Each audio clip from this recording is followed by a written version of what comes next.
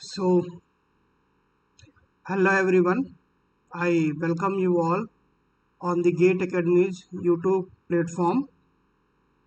तो जैसा कि अपनी सीरीज चल रही है किसके लिए, आरआरबी जेई 2024 रिक्रूटमेंट की सीरीज चल रही है, जिसमें कि आपके पास नंबर ऑफ वैकेंसीज हैं किसके लिए, for the post of junior engineer. ठीक है, जिसका कि एप्लीकेशन स्टार्ट हो चुका है कब से, 30 जुलाई 2024 से, और लास्ट डेट टू अप्लाई है 29 अगस्त 2024। सो होप आप सभी ने इसके लिए अप्लाई कर दिया होगा after deciding the zone, preferred zone and also your preferred post of the junior engineer. ठीक है, अगर आपने अभी तक अप्लाई नहीं किया है तो आप अप्लाई कर सकते हैं। ठीक है, लास्ट डेट का वेट किए बिना। ठीक है, आपको लास्ट डेट का वेट नहीं करना है, उसके पहले ही आप अप्लाई कर सकते हैं। लाइक 29 है, तो अगर आपने अभी तक अप्लाई नहीं किया है so you can go to the RRB website and you can directly apply for the this recruitment process of RRB JEE.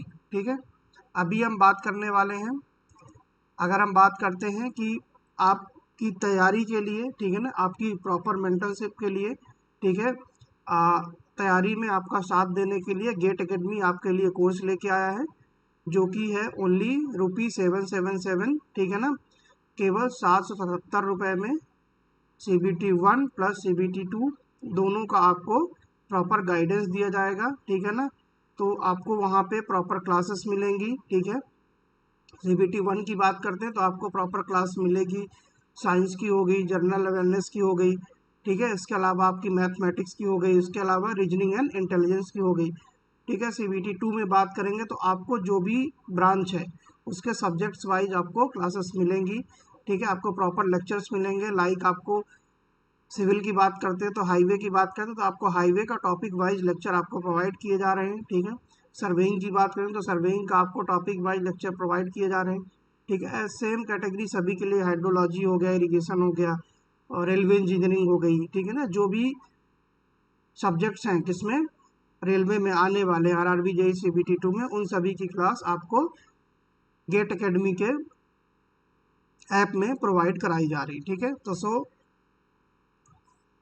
हम चलते हैं आज के अपने टॉपिक की ओर। ठीक है, तो आज का अपना टॉपिक क्या है, आज का अपना टॉपिक है कि कई लोगों को होता है कि अपनी एक स्ट्रेटजी क्या होनी चाहिए, परफेक्ट स्ट्रेटजी। तो मेरे हिसाब से परफेक्ट स्ट्रेटजी नाम की कोई चीज़ नहीं होती है कि जिससे आपको ये रहे कि आप अगर इतना पढ़ते हैं, ऐसा पढ़ते हैं तो आपका सिलेक्शन प्रॉपर हो जाएगा। ठीक है, तो there is nothing about perfect. ठीक है, आपको क्या करना होता है, प्रॉपर स्ट्रेटजी अपने हिसाब से बनानी होती है। ठीक है, अगर आप बात करते हैं कोई भी परफेक्ट स्ट्रेटजी, ठीक है, तो कोई भी परफेक्ट स्ट्रेटजी वहाँ पे होती नहीं है कि जो एकदम परफेक्ट हो।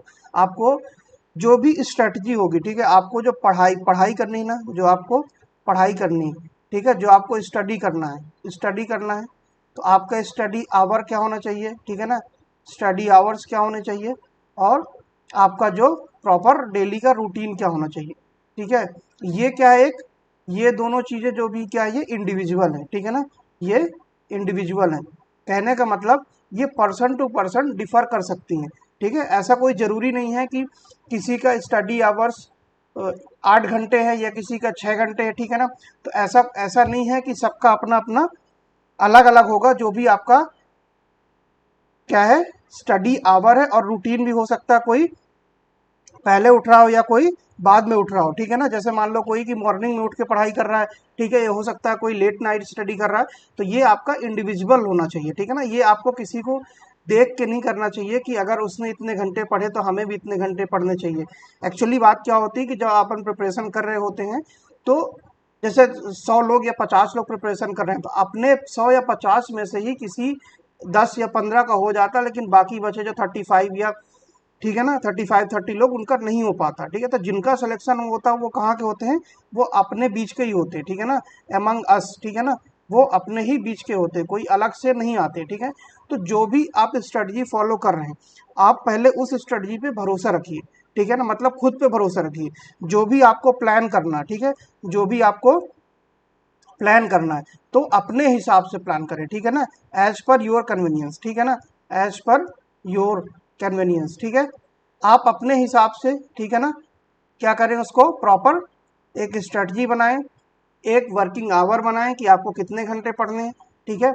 और जैसे कि आप, हो सकता है कि आपने पहले प्रिपरेशन की हो, ठीक है ना, तो आपको एक दूसरे तरीके से प्रिपरेशन करनी पड़ेगी।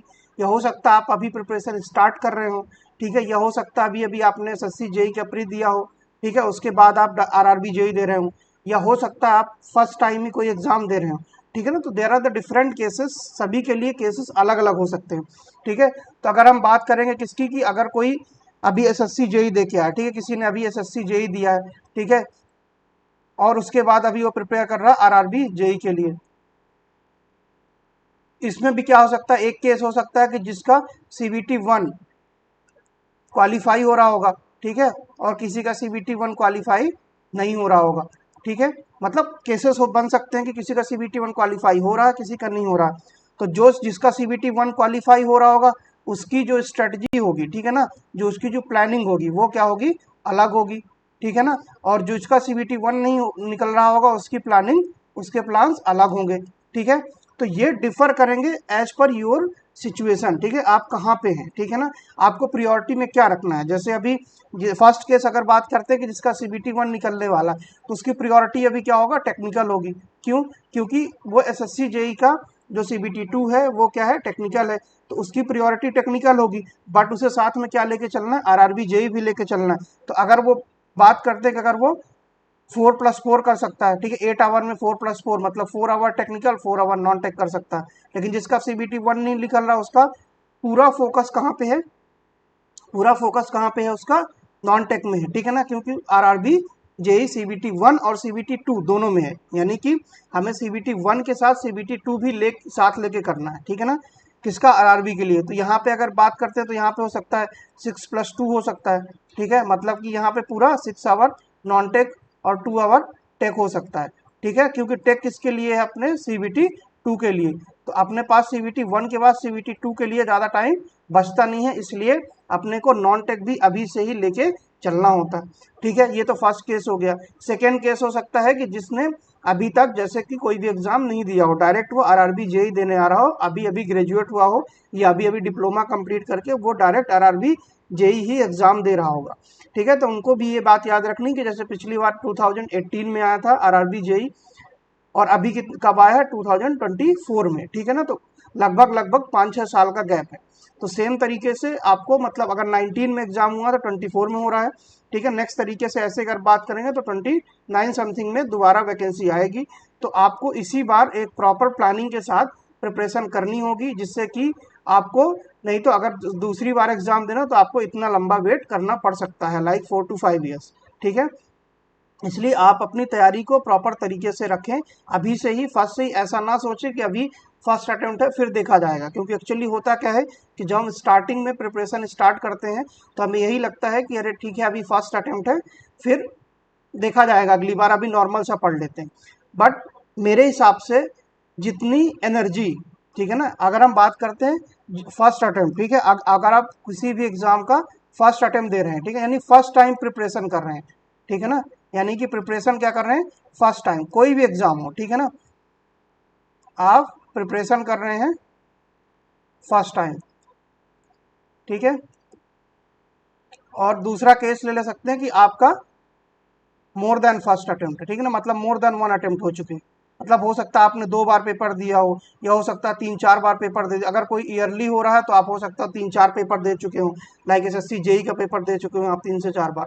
आरआरबी जेई जैसे 5 साल में हुआ तो हो सकता है आपको 4-5 साल में एक ही बार मौका मिला हो, ठीक है। तो ये डिपेंड करता है कि आपको जो प्रिपरेशन करनी है कैसे करनी है।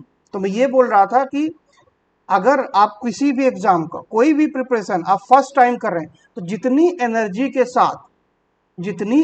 के साथ आप पहली बार प्रिपरेशन में पढ़ेंगे, उतनी एनर्जी के साथ आप सेकेंड चांस में नहीं पढ़ पाते हैं, ठीक है ना। मतलब जितनी एनर्जी आप फर्स्ट प्रिपरेशन में लगा सकते हैं, उतनी आप सेकेंड में नहीं लगा पाते हैं, ऐसा कि एक्सपीरियंस से देखा गया, ठीक है। क्यों? क्योंकि पहली बार जब आप कोई चीज़ पढ़ते हैं तो आपके लिए नई होती है, तो आपके दिमाग में चीज़ें चलती हैं कि हमें ये चीज़ जानना है, ये चीज़ जानना है। ठीक है, तो ईगरनेस होती है, तो आप ईगर टू नो होते हैं, तो वो उस नॉलेज को आप गेन करते हैं क्योंकि आपके लिए वो क्या है, नया है।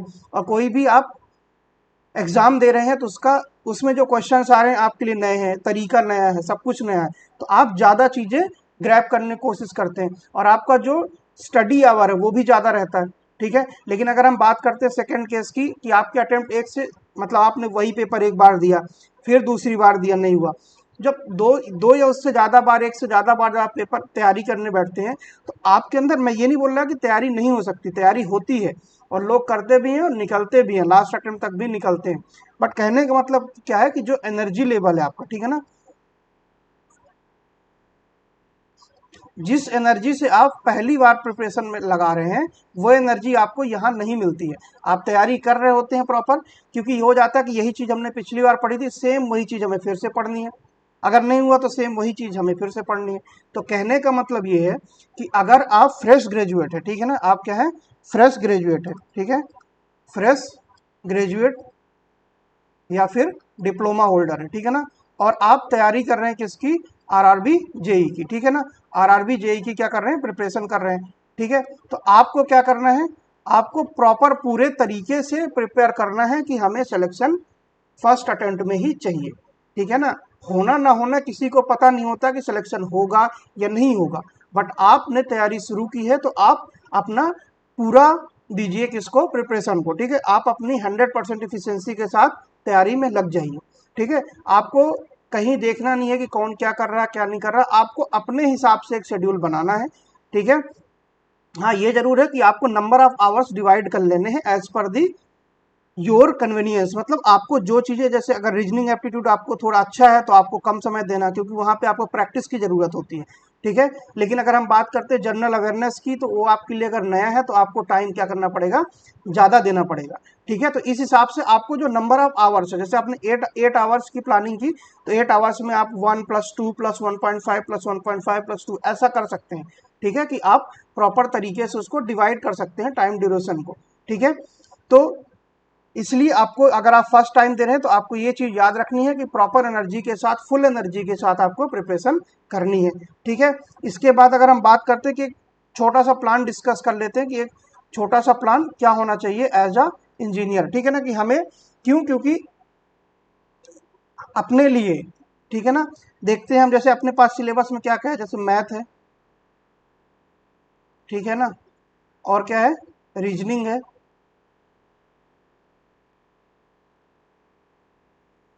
ठीक है, साइंस है, ठीक है, इसके बाद क्या है, जनरल अवेयरनेस। ठीक है, तो हमने क्या देखा कि अगर हम इंजीनियरिंग कर रहे हैं तो अपना रीजनिंग तो परफेक्ट होता है, मतलब जैसे एसएससी जेई में भी रीजनिंग आता है तो 50 मार्क्स का रीजनिंग आता है, किसमें, जेई में आता है 50 मार्क्स में, तो लगभग लोग 40+ ला ही लेते हैं, मतलब 40+ मार्क्स लगभग लगभग, या मेरे हिसाब से तो 45+ मार्क्स आ जाते हैं लोगों के। ठीक है, लेकिन 45 नहीं तो 40+ मार्क्स तो लगभग लोगों के आ ही जाते हैं। ठीक है ना, रीजनिंग में। ठीक है, उसके बाद हम बात करते हैं मैथ में, तो मैथ की अगर हम बात करते हैं तो मैथ में भी हम लोगों के मार्क्स, जो इंजीनियर्स होते हैं उनके मार्क्स थोड़ा बहुत अच्छे आ ही जाते हैं। ठीक है ना, मतलब अगर हम बात करते हैं कि 60% मार्क्स तो आपने बोल देते हैं कि हम लोग कि अगर नहीं भी पढ़ा तो आ जाते हैं, क्यों, क्योंकि हमने वो चीज़ें की हुई रहती हैं। ठीक है ना, इसके बाद हम बात करते हैं साइंस, तो साइंस हमें चीज़ें रिवाइज करनी होती हैं, टाइम देना पड़ेगा, क्यों, क्योंकि हमें चीज़ें पढ़नी पड़ेंगी। ठीक है, क्योंकि हम बायो की टर्म्स, जो भी बायोलॉजी की टर्म्स है आपको पता होगी कितनी टफ होती है। ठीक है ना, जो भी टर्म्स होती हैं, ठीक है, हमें याद करनी पड़ती हैं और हमें टाइम से याद आती भी नहीं है, इसलिए हमें उन्हें प्रॉपर एक टाइम देना पड़ेगा, प्रॉपर एक रिवीजन टाइम देना पड़ेगा, उसके बाद ही हम उस वहाँ तक पहुँच पाएंगे, क्योंकि वो एक तरह से याद करने वाली चीज़ें हो जाती हैं, क्योंकि कोई भी टर्म्स को याद रखना, ठीक है, साइंस में वो थोड़ा सा टफ टास्क है, इसलिए हमें उसको क्या देना पड़ेगा, टाइम थोड़ा सा ज़्यादा देना पड़ेगा। सेम तरीके से बात करते हैं किसमें, जनरल अवेयरनेस में। ठीक है, तो जनरल अवेयरनेस में भी क्या है, हमें जैसे कि जनरल अवेयरनेस का सिलेबस क्या है, वास्ट है। ठीक है, लाइक क्या है, उसमें हिस्ट्री है, पॉलिटी है, ज्योग्राफी है, करंट अफेयर्स है, इकोनॉमिक्स है। ठीक है, तो ये एक वास्ट सिलेबस है, तो हमें इसमें ये देखना होता है कि एज पर अवर इंटरेस्ट जो चीज़ें हम जल्दी गेन कर पाते हैं। ठीक है, लाइक अगर इसमें हम देख लेते हैं कि सबसे चीज होती है जो हमने लास्ट वीडियो में बात करी थी कि सबसे बेस्ट चीज पॉलिटी होती है, आप पॉलिटी को रिलेट कर पाते हैं। पॉलिटी से शुरू करें, प्रॉपर रिलेट करें उसको, कब क्या हुआ था वो सारी चीज़ें। उसके बाद आप चले जा सकते हैं कहाँ पे, अपना जो सेकंड है ज्योग्राफी पे जा सकते हैं, प्रॉपर मैप के थ्रू आप चीज़ें देख सकते हैं। उसके बाद हिस्ट्री में जा सकते हैं, ठीक है। लेकिन सबसे जो मेन इंपॉर्टेंट इसमें चीज़ है वो क्या है, करंट अफेयर्स, ठीक है। तो अभी जैसे हमने देखा कि टाइमिंग कहाँ कितनी देनी चाहिए, तो अगर हम किसकी बात करते हैं कि हमें टाइमिंग कहाँ कितनी देनी चाहिए, एक प्रॉपर टाइमिंग क्या होनी चाहिए, ठीक है ना।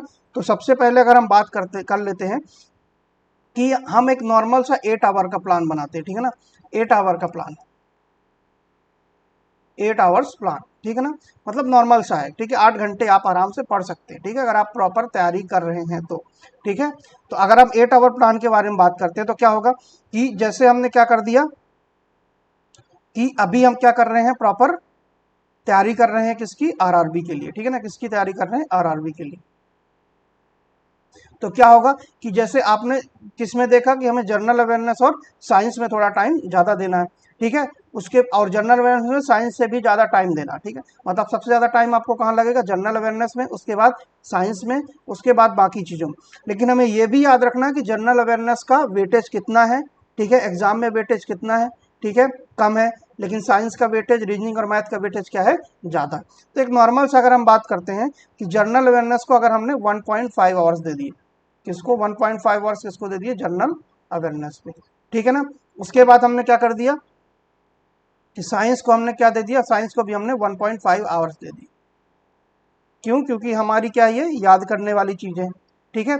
इसके बाद हमने क्या कर दिया, अगर अपना रीजनिंग स्ट्रांग है और अभी अभी हमने एसएससी दिया है तो 1 आवर किसको दे दिया, हमने रीजनिंग को दे दिया, ठीक है ना, ठीक है ना। ये क्या, जनरल इंटेलिजेंस एंड रीजनिंग, ठीक है। इसके बाद अगर मैथ की बात करते हैं तो मैथ हमें क्या है कि मैथ में भी क्या टॉपिक, जैसे हमने पिछले वीडियो में देखा कि सिलेबस क्या है, बहुत ज़्यादा है। तो हमें हर टॉपिक के पहले तो थ्योरी पढ़नी है, उसके बाद हमें क्वेश्चन प्रैक्टिस करनी है। अगर मैथ में हमने प्रैक्टिस नहीं की, ठीक है ना, अगर हमने मैथ में प्रैक्टिस नहीं की तो हमसे क्वेश्चंस वहाँ पे सॉल्व नहीं होंगे, ठीक है। क्योंकि आपने देखा होगा कि जैसे ही हम क्या करते हैं, क्वेश्चन देखते हैं, जैसे ही हमने क्वेश्चन देखा किसका, मैथ का, तो हमें देखते ही समझ में आ जाता है कि ये क्वेश्चन हमसे बनने वाला या नहीं बनने वाला। जैसे ही हमने क्वेश्चन पढ़ा, जैसे हमने एक बार क्वेश्चन पढ़ा, विद इन सेकेंड्स हमें पता चल जाएगा कि क्वेश्चन बनने वाला या नहीं बनने वाला। अगर आपसे बनने वाला है तो विद इन मतलब 1 मिनट के पहले ही आपको वो दिमाग में आ जाएगा। लेकिन अगर नहीं बनने वाला तो वो लंबा खिंचता है। इसलिए हमें क्या करना, प्रॉपर प्रैक्टिस करनी है हर तरीके के क्वेश्चन की, ठीक है। एक्चुअली क्या होता है कि जैसे अगर हम यहाँ पे ले लें कि कितने हो गए, 3, 4, 6 आवर का ले लेते तो 2 आवर क्या हो जाएगा अपना, मैथ हो गया, ठीक है। अभी हम किसकी बात कर रहे थे, मैथ की। तो मैथ में क्या देखना है हमें, मैथ में एक्चुअली क्या होता है कि आपने जो मैथ प्रैक्टिस की है अभी तक, आपने जो मैथ्स पढ़ी है, ठीक है, तो आपके पास प्रॉपर कॉन्सेप्ट है, आपको चीज़ें आती हैं, लेकिन वो क्या है, टाइम टेकिंग है। क्यों है टाइम टेकिंग, क्योंकि वो प्रैक्टिस नहीं हुई है आपकी। जैसे हम देखते हैं कई कई जगह पे हम क्या करते हैं, अभी हमने कोई चीज़ साइंस पढ़, वो सारी मैथ पढ़ी है। अब हम मैथ पढ़ने के बाद अभी क्या करते हैं कि हमको लग रहा है कि हम हमारे उसमें क्या लग रहा है, टाइम लग रहा है। तो हम कहाँ पे जाते हैं, ट्रिक्स में। कहाँ जाते हैं, ट्रिक्स में। मतलब कोई भी ट्रिक्स जैसे यूट्यूब में बता रहे हैं या कहीं पे भी बता रहा है, हम उस ट्रिक्स की तरफ भागते हैं कि हमारा क्या है कि हमारे उसमें टाइम लग रहा है, हमारा जो तरीका उसमें टाइम लग रहा है, हम ट्रिक्स की तरफ भागते हैं कि जल्दी हो जाता है। लेकिन हम क्या करते हैं कि सारी चीज़ों के ट्रिक्स में हम फंस जाते हैं। मतलब हमने जो जितने भी मैथ के कॉन्सेप्ट हैं, जितने भी मैथ के क्या है टॉपिक है, हम सब में ट्रिक्स की ओर भागने लगते हैं कि हमें सब में ट्रिक्स चाहिए। तो फिर हमें वो ट्रिक्स याद रखना ही मुश्किल हो जाता है। मतलब जब हम एग्जाम हॉल में पहुंचते हैं तो हम इतनी सारी ट्रिक्स पढ़ ले होते हैं कि हमें ट्रिक्स ही नहीं याद आती हैं, ठीक है। और हमें वो ट्रिक्स याद करने में टाइम लग जाता है एज कंपेयर टू कि अगर हमने जो नॉर्मल तरीके से पहले से पढ़ा था उसमें जितना टाइम लग रहा है, हो सकता है ट्रिक्स में उससे ज़्यादा टाइम लग जाए, ठीक है। क्या बोला मैंने कि जैसे आपने कोई नॉर्मल तरीके से पढ़ा, ठीक है, कोई भी परसेंटेज पढ़ा आपने, ठीक है ना, परसेंटेज का क्वेश्चन पढ़ा। अब परसेंटेज में आपने जो अपना नॉर्मल तरीका पढ़ा हुआ, ठीक है ना, आपका क्या है, एक नॉर्मल तरीका, नॉर्मल वे, ठीक है, जो आपने सॉल्व किया पहले, आपको लगा उसमें टाइम लग रहा है। फिर आप कहाँ पे गए, ट्रिक पे गए, और ट्रिक में आपने ज़्यादा क्वेश्चन प्रैक्टिस नहीं किए, ठीक है ना। ट्रिक में आपने ज़्यादा क्वेश्चन नहीं किए और आपने अभी अभी पढ़ा जब आपका एग्जाम आ रहा है, ठीक है ना, पहले से आपने प्रैक्टिस नहीं की है ट्रिक की, ठीक है। तो आप अगर हर टॉपिक में ट्रिक्स पढ़ेंगे ना तो वो मेरे हिसाब से ज़्यादा एफिशिएंट नहीं होता है, क्योंकि आप नॉर्मल तरीके से जो जैसे क्वेश्चन आप नॉर्मल तरीके से, मैं मान लेता हूँ यहाँ पे आपको 1 मिनट लग रहा था टाइम, ठीक है, आपने कहीं से ट्रिक पढ़ी, वहां से आपको 30 सेकेंड्स लग रहे हैं, 30 to 35 सेकेंड्स लग रहे हैं। तो ट्रिक भी आपको याद रखनी पड़ेगी। जैसे परसेंटेज में आपको याद रखना पड़ता है, जैसे 25% हो गया 1/4, ठीक है ना, जैसे कि 1/4, जैसे किसी ने बोला कि 1/4 कितना है, 25%, ठीक है। तो किसी ने बोल दिया कि ये बताओ 7/4 क्या होगा, तो हम क्या करते हैं, 25 × 7 कर दिया, ये कितना हो जाएगा, 175, ठीक है ना, परसेंट हो जाएगा, ठीक है। तो ऐसे ट्रिक याद रखते हैं, तो ये नॉर्मल सी ट्रिक हो गई। लेकिन जैसे कि हम चाहते कोई भी नंबर, एक्स नंबर है, X number is alpha percent more than the Y and Y is beta percent more by the Z, ऐसे ट्रिक्स पढ़ते हैं। तो जैसे जो अपनी छोटी छोटी चीजें जो डायरेक्ट सॉल्व हो सकती हैं, जो अपने पास नॉर्मल वे है, तो हमें क्या करना है, इनको ट्रिक्स में जाने के बजाय, हर टॉपिक में ट्रिक्स में जाने के बजाय हमें क्या करना, उनकी प्रैक्टिस करनी। जो हमने नॉर्मल तरीका किया है उसी से हमें नंबर ऑफ क्वेश्चंस लगाने हैं, नंबर ऑफ क्वेश्चंस लगाने और उनकी प्रैक्टिस करनी है। उससे क्या होगा कि आपका जो टाइम लग रहा था नॉर्मल वे में भी किसी चीज में, उसमें आपका टाइम क्या हो जाएगा, कम हो जाएगा, ठीक है ना, आप प्रॉपर प्रैक्टिस करेंगे तो। बट अगर आप ट्रिक्स की ओर ही जाएंगे, सब में ट्रिक्स, तो आप हो सकता है ट्रिक्स में ही कंफ्यूज हो जाए, ठीक है ना। मैं ये नहीं बोल रहा कि आपको ट्रिक्स फॉलो नहीं करनी है, ट्रिक्स फॉलो करनी है आपको, लेकिन हर टॉपिक में जहां जरूरत नहीं है, जहां आपको कॉन्फिडेंस है, अपने तरीके से कॉन्फिडेंस है आपको कि आप इस तरीके से क्वेश्चन सॉल्व कर लेंगे, तो आपको वहां ट्रिक्स की ओर नहीं जाना, ठीक है ना। आपको ट्रिक्स वहीं लगानी जहां पे जरूरत है, जहां पे आपने क्वेश्चन प्रैक्टिस की अपने मेथड से, आपको दिख रहा है कि वहां पे टाइम 1 मिनट से भी ज्यादा लग रहा है, ठीक है ना, और आपने रेगुलर पहले प्रैक्टिस की उसकी। ऐसा नहीं कि आपने 1-2 क्वेश्चन लगाए और देख लिया टाइम लग रहा, आपने उस क्वेश्चन की प्रैक्टिस की 10 से 15 क्वेश्चन, ठीक है ना, आपको फिर लगा कि प्रैक्टिस करने के बाद भी अगर क्वेश्चन में टाइम कम नहीं हो रहा सॉल्व करने में, तो वहां पर ट्रिक हमें लगानी पड़ेगी। और बहुत सारे क्वेश्चन ऐसे होते हैं जहां पर ट्रिक की जरूरत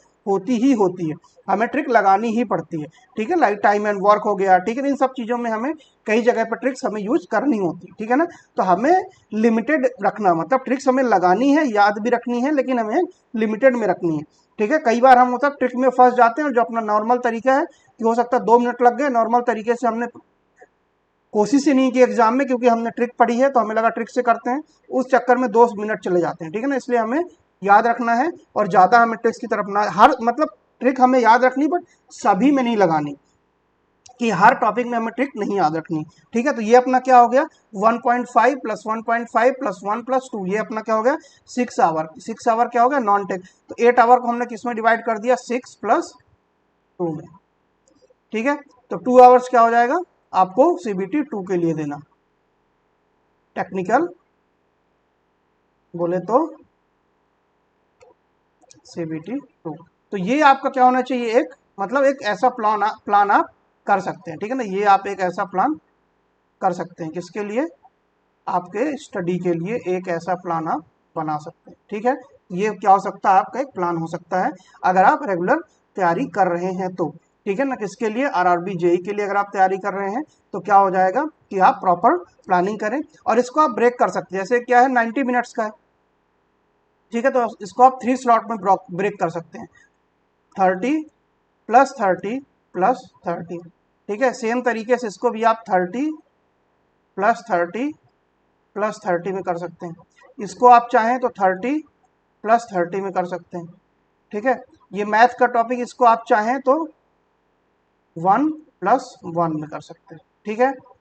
टेक्निकल में भी आप क्या कर सकते हैं, 1 + 1 में ब्रेक कर सकते हैं। अभी हम 30 + 30 में जाते हैं, जैसे 30 + 30 + 30, तो हम क्या कर सकते हैं, इस 30 को भी हमें क्या ब्रेक करना है, 25 + 5 में ब्रेक करना है, ठीक है। सेम तरीके से इसको भी किसमें ब्रेक करना है, 25 + 5, इसको भी कितने में ब्रेक करना है, 25 + 5।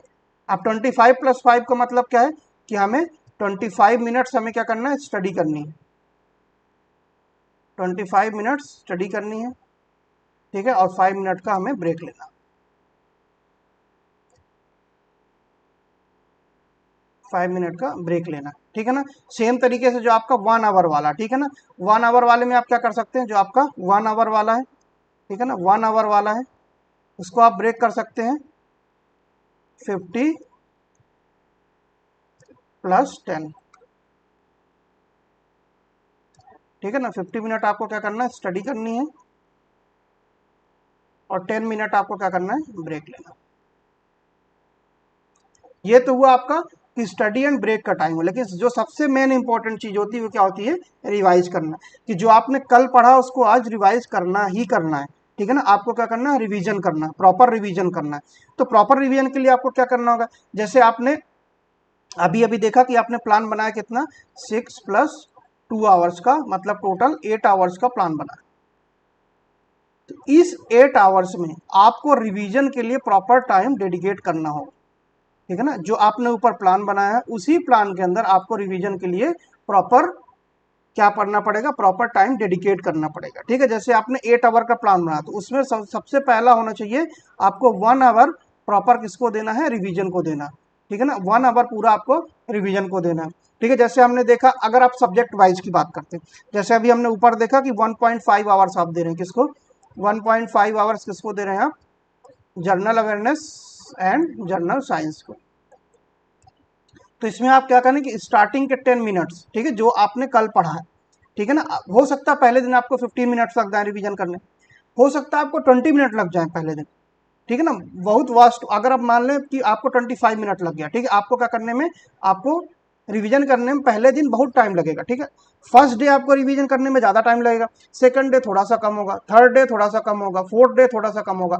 ऐसे कर करके हो सकता है कि आप पूरा सब्जेक्ट रिवाइज कर जाएं 1 घंटे के अंदर या 20 मिनट के अंदर, ठीक है ना। तो आपको क्या करना है, प्रॉपर पहले दिन से, पहले दिन आपको टाइम लगेगा ज़्यादा, लेकिन आपको क्या करना है, रिविजन करना ही करना है, ठीक है। तो आप क्या करेंगे, जैसे आपने 1.5 घंटे का, तो आपने 15 प्लस ऐसा बना लिया, 15 प्लस बाकी जो भी टाइम बचा, ठीक है ना, 75, ठीक है। ये क्या बन गया आपका, 15 मिनट आपका रिवीजन और 75 मिनट आपका न्यू,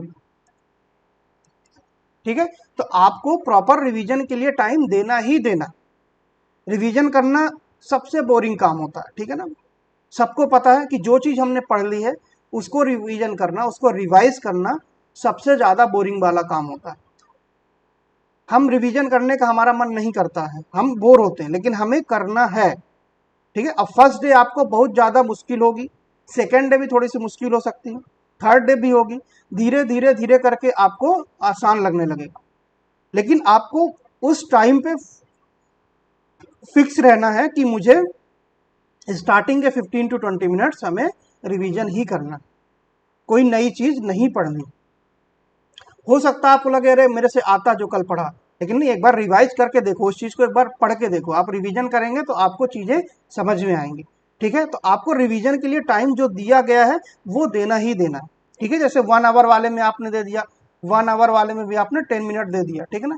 10 मिनट आपने किसको दे दिया, रिवीजन को दे दिया, ठीक है। और बाकी टाइम आपने दे दिया 50 मिनट नए को, या फिर इसको 15 + 45 भी कर सकते हैं, ठीक है। तो आपको प्रॉपर तरीके से रिवीजन करना ही करना है, किसी भी सब्जेक्ट का रिवीजन नहीं छोड़ना, ठीक है ना। और अगर ये सुबह का समय हो तो सबसे बेस्ट चीज़ है कि आप अलग से 1 घंटे रिवीजन के लिए रख लीजिए, और उसमें सारे सब्जेक्ट्स अलग अलग अलग करके जो भी आपने बनाए हैं उसको रिवाइज कर लीजिए। जो भी, जैसे फर्स्ट डे आपने पढ़ा तो आपके पास रिवीजन के लिए 1 दिन का रहेगा, सेकंड डे आपको दोनों दिन का रिवीजन करना है, थर्ड डे तीनों दिन का रिवीजन करना है, फोर्थ डे जो पीछे के 4 दिन है उनके रिवीजन करने, मतलब सेम जहां तक आपने अभी तक पढ़ा उसको प्रॉपर रिवाइज करना। तो जब आप 5th डे जाएंगे तो जो पहले दिन आपने पढ़ा था उसका 5th रिवीजन हो जाए, ठीक है। तो आपको जो पहले दिन टाइम लगा था 15 मिनट, वो हो सकता है 5 मिनट लगे। ऐसे करते करते हो सकता है कि एग्जाम आते टाइम आप एक बार बस ऐसे देखें और 5 मिनट में पूरा, मतलब 20 मिनट 25 मिनट आधे घंटे में आपने पूरा सब्जेक्ट रिवाइज कर दिया जो आपने अभी तक पढ़ा था, ठीक है ना। इसलिए आपको ये सारी चीजें रिवीजन में मेनली फोकस करना है कि revision is must for your study, ठीक है। रिवीजन के बिना आपको पढ़ना नहीं है, ठीक। ठीक है। तो ये आपका एक प्रॉपर प्लान हो सकता है, जिस जो भी फॉलो करना चाहे तो इसको फॉलो कर सकते हैं, या मतलब ऐसा नहीं कि यही फॉलो करना, आप इसके हिसाब से अपना खुद का प्लान बना सकते हैं। और अगर आप स्टडी टाइम की बात करते हैं, शेड्यूल की बात करते हैं कि आपको कब पढ़ना, कितने बजे पढ़ना, ये आप अपने कन्वीनियंस से पढ़ सकते हैं। कोई रात में पढ़ना चाहता है, कोई दिन में पढ़ना चाहता है। इसमें आपको ये नहीं होना कि अगर आप अभी रात को पढ़ रहे हैं तो आपको चेंज करके दिन में जगना, या दिन में मतलब अभी चेंज नहीं करना। लेकिन हाँ, जब आपका एग्जाम आएगा उस एग्जाम के टाइम पे आपको याद रखना है कि जिस टाइम पे एग्जाम है उसमें आपको मतलब सोना नहीं है। मतलब उस टाइम पे आपने 1 महीने पहले से प्रॉपर टेस्ट सीरीज की प्रैक्टिस करनी है। मतलब उस पर क्या करना है, आपको एक वो बना लेना शेड्यूल कि उस गिवन इंटरवल ऑफ टाइम पे जहां पे आप एग्जाम है आपका, वहां पे आपको सोना, उस पे आपको सोना नहीं है। ठीक है, क्योंकि क्या होता है कि अगर हम रेगुलर सो रहे हैं, जैसे कल हमारा एग्जाम है और आज तक हम डेली 12 से 2 सो रहे थे और हमारा पेपर 12 से 2 है, तो हमारा माइंड उसी हिसाब से वर्क करता है। ठीक है, कि 12 से 2 आपको आलस आएगी वहां जाके। इसलिए क्या करना है, जिस टाइम पे आपका एग्जाम है उस टाइम पे आप कोशिश करें कि टेस्ट दें या कोई प्रैक्टिस करें। ठीक है ना। ठीक है, ये किसके लिए, ये वाला अगर आप प्लान फॉलो कर रहे थे किसके लिए था, 6+2 जिसका आरआरबी जेई बस है। ठीक है, अगर हम बात करते हैं किसका, कि जिसका अभी सेकंड केस हो सकता है कि जिसका क्या है कि एसएससी जेई का सीबीटी 2 भी है, उसके साथ अगर आप फॉलो करना चाहते हैं तो आप क्या करते हैं, क्या कर सकते हैं, इसको 4+4 का कर सकते हैं, 4+4 आवर्स। ठीक है, मतलब आप या फिर 4+4 आवर, ठीक है, या फिर 3+5 आवर्स भी, जब तक आपका एसएससी जेई हो नहीं जाता। क्यों, क्योंकि एसएससी जेई आपका जल्दी ही होगा। ठीक है, तो आपका एसएससी जेई मेंस के लिए भी प्रिपेयर करना, तो आप 5 घंटे इसके लिए दे सकते हैं और 3 घंटे इसके लिए दे सकते हैं, क्योंकि आपको नॉन टेक की तैयारी करना। और जैसे ही आपका टाइम आ जाता है, टाइम मतलब शेड्यूल आ जाता है, किसका शेड्यूल आ जाता है, सीबीटी 2 का, किसका, सीबीटी 2 ऑफ एसएससी। तो आपको क्या करना है, आपको इसको क्या कर देना प्रॉपर तरीके से, आपको 1+7 भी कर सकते हैं, कोई बहुत बड़ी बात नहीं है। ठीक है ना, आपने बस 1 घंटे इसलिए रखे कि आपका प्रॉपर रिवीजन, मतलब 15 डेज अगर आपका बचा है एग्जाम का, 1 मंथ के लिए, 1 मंथ बचा, लेकिन लास्ट 15 डेज में आप फुल टाइम डिवोट कर सकते हैं। मतलब फुल टाइम आपको किसको देना है, मेंस के लिए देना है। कौन सा मेंस, एसएससी। तो ये था अपना आज का session, hope you like this session. ठीक है, so keep learning, keep watching, stay healthy. ठीक है, आप तैयारी करते रहिए। ठीक है, so thank you so much for watching this video. ठीक है, thank you again, good bye.